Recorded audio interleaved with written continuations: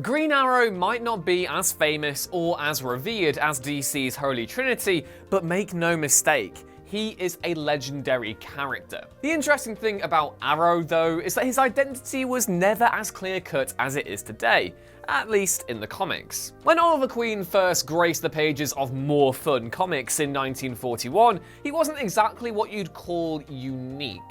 Sure, Queen sported a green outfit and used a bow and arrow, but the Robin Hood motif never influenced the character beyond an aesthetic level. For much of those early years, Queen was pretty much just a green Batman, replete with an arrow cave, an arrow car, and an uppity young ward called Speedy. It wasn't until the 1970s when Dennis O'Neil, love ya, and Neil Adams transformed the character into a hard-traveling hero that Green Arrow truly found renewal. He had a Van Dyke beard, a firebrand attitude towards social justice, and a personality that would persist throughout the following decades. That is, until he was killed off in Green Arrow number 101, defusing a bomb planted by eco-terrorists, which seemingly heralded that the character's time was at a close. Comics fans won't need reminding that death is something of a revolving door in the superhero genre, unless your name is Thomas or Martha, and Queen wasn't the exception. However, what threatened to be yet another example of comics diminishing the value of death was saved by two books, the first being Quiver, written by Kevin Smith, and the second, and perhaps most salient, being Brad Meltzer and Phil Hester's The Archer's Quest. It is the latter comic that concerns us today, as even though Quiver was the book that brought Ollie back, Meltzer's did something altogether different with the character and turned a tiresome trope into something genuinely compelling.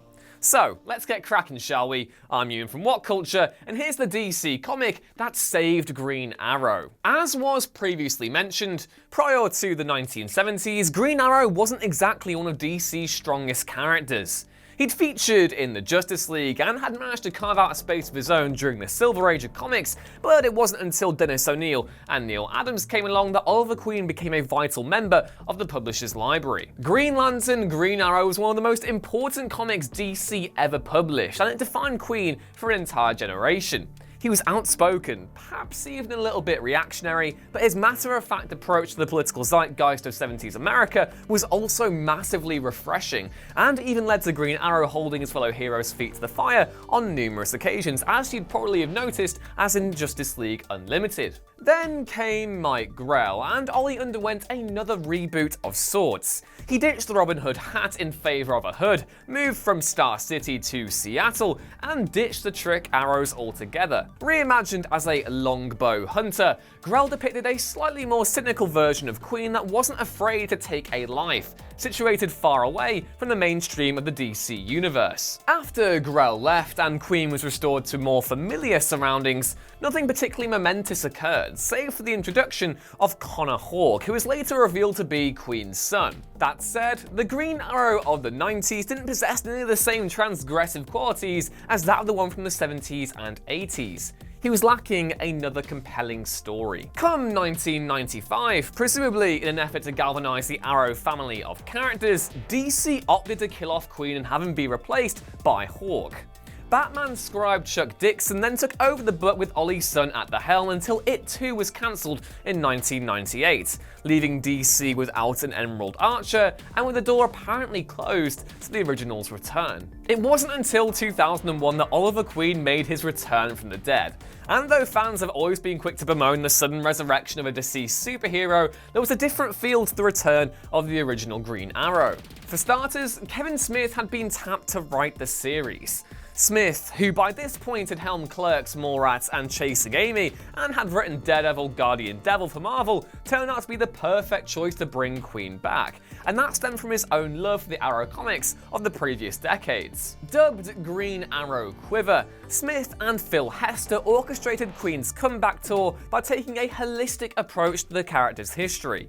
He broached all aspects of Queen's past, a theme that would persist into Meltzer's following comic, and in doing so managed to craft craft a genuinely affecting resurrection. It showcased Oliver struggling to reconcile the hard-traveling hero of the 70s with the darker, more world-weary version he became before his death. And in reappraising the character's two most definitive incarnations, Smith managed to attain the perfect balance. Put simply, it pushed Green Arrow forward.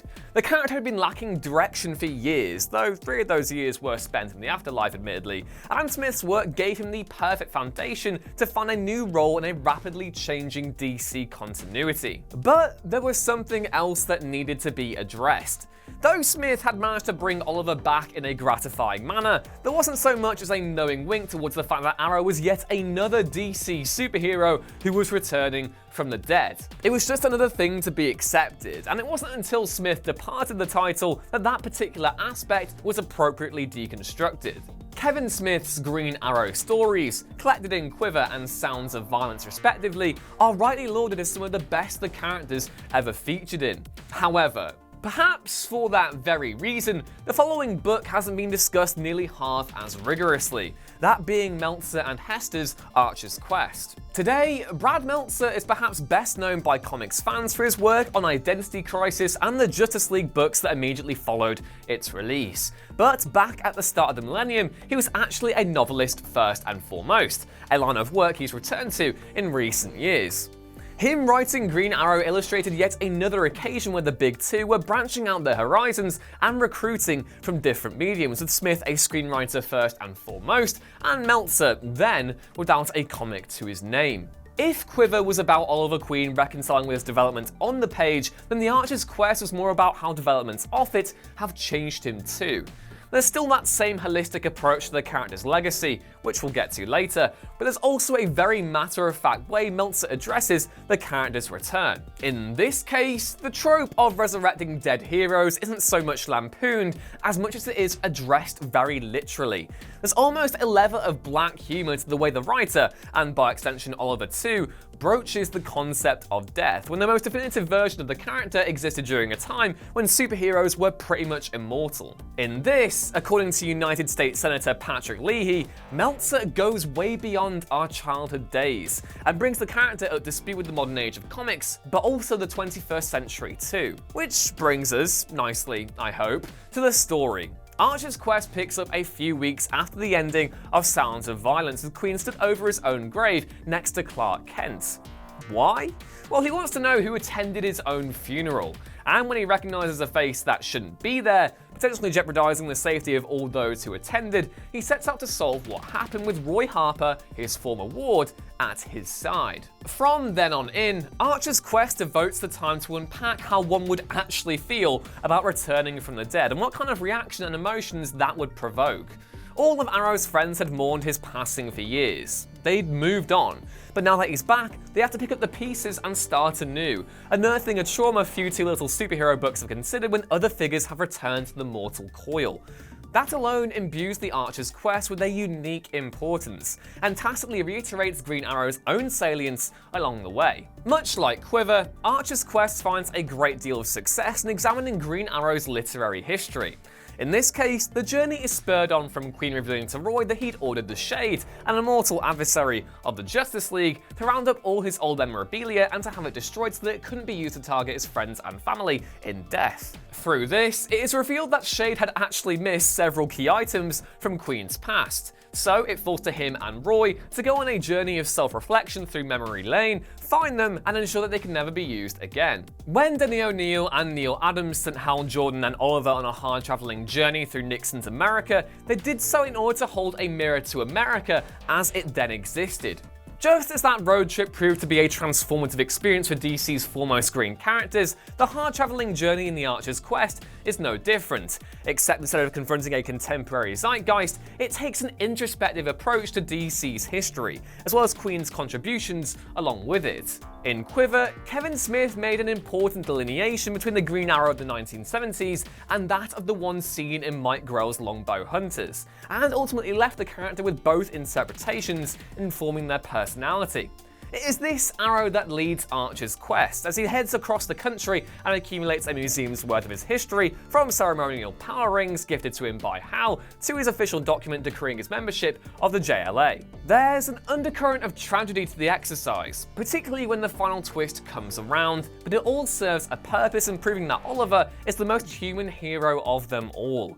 Further to that, the Archer's quest illustrates the importance of Green Arrow not just to the DC universe, where he's been the conscience of the Justice League, an advocate for social justice, and a competent crime fighter, but also to the superhero genre as a whole. Save for the 90s, Oliver Queen has constantly been moving forward, and the added wrinkle in this book is that he's a baby boomer learning and adapting to a whole new milieu. There's a generational element at play, and that only works to the book's benefit. When people ask DC fans what their favourite Green Arrow story is, they'll usually be treated to a varied response. There's still a lot of love for O'Neill and Adams' GL-GA duo, and even those who swear by Grell's mature, more weary interpretation of the Emerald Archer.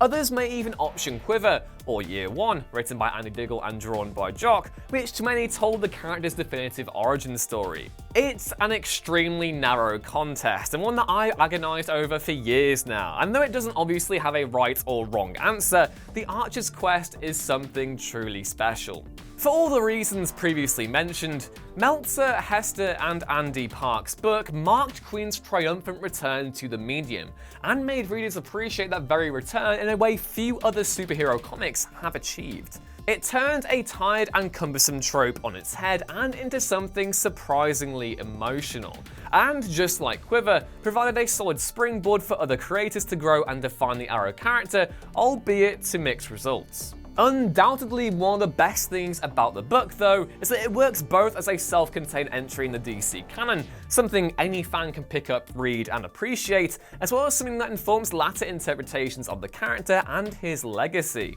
Perhaps not so much now that the publisher have undergone 2 reboots in the decades since Archer's Quest was published, but there remains something uniquely fascinating about Meltzer's Arrow, and that stems from the fact he occupies a specific moment in time.